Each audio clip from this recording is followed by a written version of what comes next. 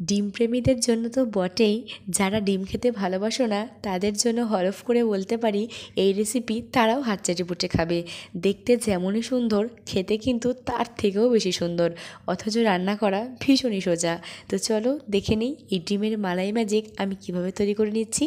এই ডিমের মালাই ম্যাজিক তৈরি করার জন্য প্রথমে মিক্সার গ্রাইন্ডার জারের মধ্যে দিয়ে দিচ্ছি 7 থেকে 8টা পাকা লঙ্কা, 8 থেকে 10 কোয়া রসুন, 1 ইঞ্চি মতো আদা আর 2টো পেঁয়াজ একসাথে ভালো মতো পেস্ট করে রেখে দিচ্ছি।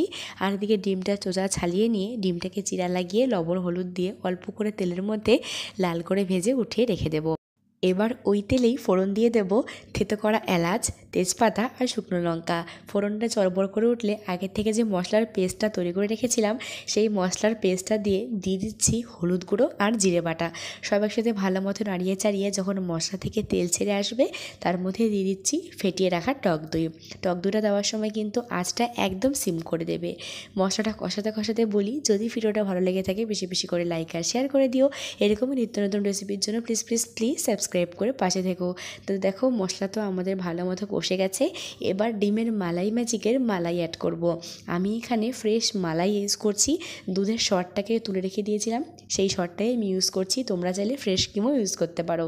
তো মালাইটা দিয়ে ভালো মতো কষে নিয়ে প্রয়োজন মতো জল দিয়ে একটু লবণ দিয়ে ডিমগুলোকে দিয়ে ঢাকা চাপা দিয়ে রেখে দেবো, যাতে ফুটে ফুটে একটু ঘন হয়ে যায় গ্রেভিটা আর তেলটাও ছেড়ে আসে। দেখো আমাদের গ্রেভি একদম রেডি।